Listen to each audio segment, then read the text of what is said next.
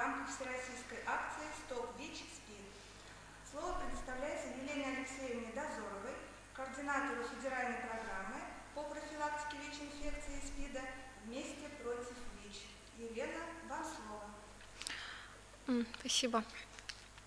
Что такое ВИЧ-инфекция? Это хроническое инфекционное заболевание, которое поражает наши иммунные клетки. Что такое СПИД? СПИД – это уже приобретенный синдром иммунодефицита. Он развивается в том случае, если человек не наблюдается у специалиста и ни в коем случае не принимает антиретровирусную терапию. Как действует ВИЧ-инфекция?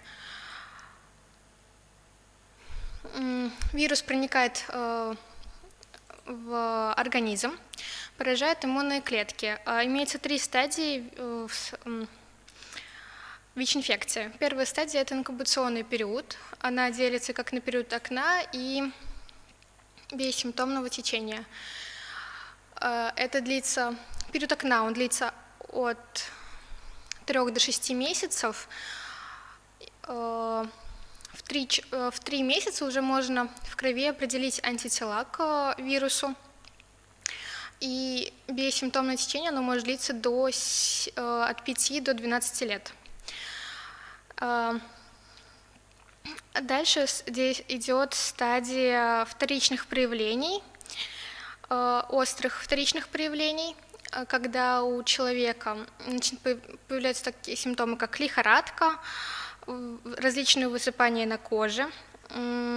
Дальше идет приобретение вторичных заболеваний. Это, например, так как вирус поражает иммунные клетки, происходит снижение лимфоцитов CD4, и появляются такие заболевания, как ангина, бактериальная пневмония, кандидозы. Из-за чего это происходит? В нашем организме есть бактерии, которые живут с нами, и когда наша иммунная система полноценно работает, она загашает их, скажем так. А когда иммунная система она ослабевает, то эти бактерии начинают активно размножаться, действовать на организм, и появляются такие заболевания. И третья стадия – это летальная. Это уже как раз развитие синдрома приобретенного иммунодефицита. Человек уже чувствует себя ослабленным, ему требуется уход, его мышцы атрофируются, ему тяжело сделать что-либо самому, он очень быстро устает. Впервые об этом заболевании было услышано в 1981 году в США. А в 1983 году уже были в лабораториях выявлены из СПИДа ВИЧ. В 1985 году был разработан иммуноферментный метод анализа. В 1987 году впервые был зарегистрирован случай ВИЧ-инфекции в СССР. А в 1996 году было уже внедрение антиретровирусной терапии, которая используется по сей день. Дальше. Распространение ВИЧ-инфекции в мире на 2020 год. Самые большие точки – это Африка к югу от Сахары, Азиатско-Тихоокеанский регион, Латинская Америка и Восточная Европа и Центральная Азия. Это можно увидеть на карте. Дальше. Что касается в России, на 2020 год было выявлено более 1 452 000 человек зарегистрированных. Умерло в этом году 25% от всего этого числа, а по сравнению с предыдущим годом это много больше. В прошлом году, в 2019, умерло 33 000 больных ВИЧ-инфекцией. В основном умирают от других заболеваний приобретенных, таких как пневмония, туберкулез или от гриппа. Дальше. Основные пути передачи инфекции – это через кровь, переливание крови, употребление наркотиков, половым путем – это любой сексуальный контакт без защиты, и от матери к ребенку – это во время беременности или кормления ребенка. ВИЧ-инфекция, она содержится во всех биологических жидкостях нашего организма. Это также кровь, сперма у мужчин, вагинальный секрет у женщин, материнское молоко. Задается вопрос, почему через другие биологические жидкости он невозможен, нельзя передаться, также через слюну, мочу, слезы.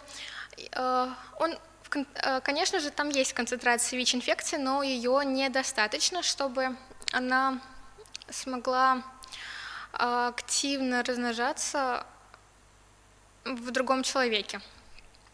Вот. Как один из знаменитых мифов, это выпить 3 литра слюны, и ты заразишься ВИЧ. Нет, этого недостаточно, так как там очень низкая концентрация его. Дальше.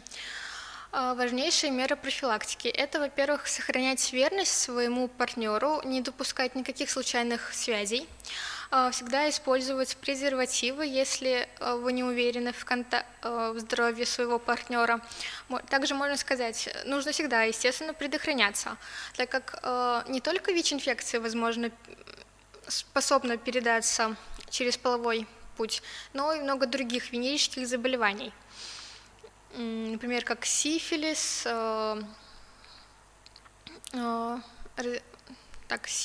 хламидиоз и герпес. Также не носить татуировки и не делать пирсинги, прокалывание ушей, ходить на маникюр в салоны, у которого нет сертификатов. Скорее всего, потому что там экономят, не стерилизуют те же самые иголки, инструменты.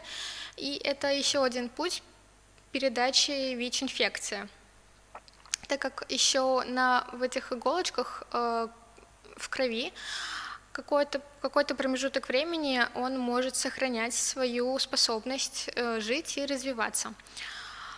Также пользоваться только индивидуальными предметами личной гигиены. Это не только относится к ВИЧ, но и также это профилактика других заболеваний. И регулярно сдавать тест на ВИЧ-инфекцию. Это как минимум раз в полгода. Да, как раз в тот промежуток времени, когда можно уже выявить вирус в крови. Можно дальше. ВИЧ не передается в бытовых условиях, рукопожатиях, поцелуях, при пользовании общей посудой, одеждой, белье и так далее. При посещении бассейна, общего душа, сауны, туалета.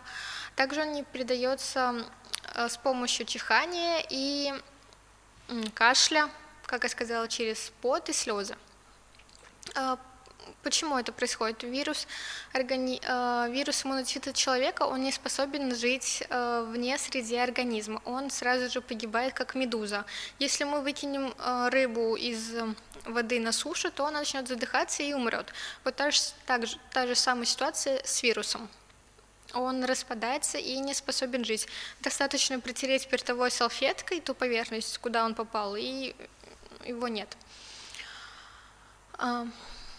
Как узнать свой ВИЧ-статус? Это сдавать кровь, проконсультироваться со специалистом. Ты можешь сделать это как бесплатно и анонимно. Где? Это в любом медицинской организации по месту жительства или же прийти в центр профилактики и борьбы со СПИДом. Что нужно знать? Знать свой статус ВИЧ – это достаточно важно. Проходить тестирование ежегодно, а после вероятного заражения пройти тестирование через 3 месяца. Если же он не выявился, то пройти еще через 3 месяца. Вот. Дальше. ВИЧ-инфекция – это не приговор. Существует антиретровирусная терапия, она полностью не избавляет вирус из организма, но понижает вирусную нагрузку к минимуму. И вероятность передачи его другим тоже становится низкой. Также развитие синдрома приобретенного иммунодефицита тоже исключены. Это необходимо следовать рекомендациям врача, ежедневно принимать антиретровирусную терапию. Она предоставляется гражданам бесплатно. Вот, как я сказала, регулярный прием АРВТ предупреждает развитие ВИЧ-инфекции в летальную стадию СПИД. Вот. Что еще хотелось бы сказать по ВИЧ-инфекции? ВИЧ-инфекция, она не способна передаваться через укусов комара, так как ВИЧ, вирус иммунодефицита, он способен только жить в организме человека. Это тот самый вирус, который не может жить в другой среде. Какие вообще вопросы у вас возникли? Может быть, я что-то упустила? Не задают? Так, я посмотрю, что можно сказать еще. Задается, наверное, есть такой вопрос, почему ВИЧ может жить только в организме человека. Как раз относится к тем инфекциям, которые живут в организме и не может находиться за пределами его. Попадая на воздух, он растворяется. Единственное место, где он себя хорошо чувствует, это вот биологические жидкости организма человека. Он спокойно по ним передвигается и развивается. Так.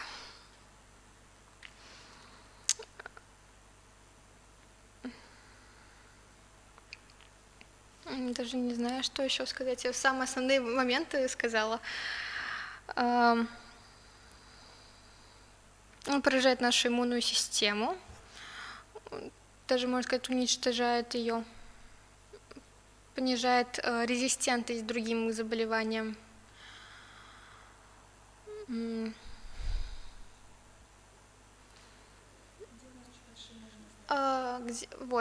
Где у нас в Чебоксарах можно сдать, это вот как раз по месту жительства, куда человек относится, он может подойти и сказать, вот я хочу провериться на ВИЧ-инфекцию, у него возьмут кровь и проверят.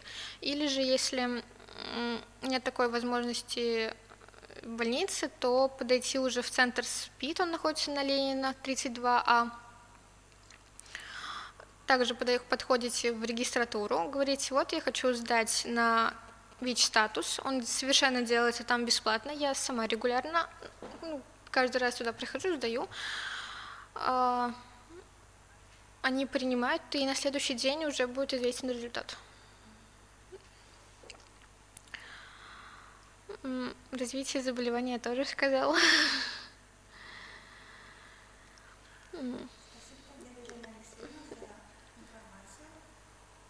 Пожалуйста. До свидания.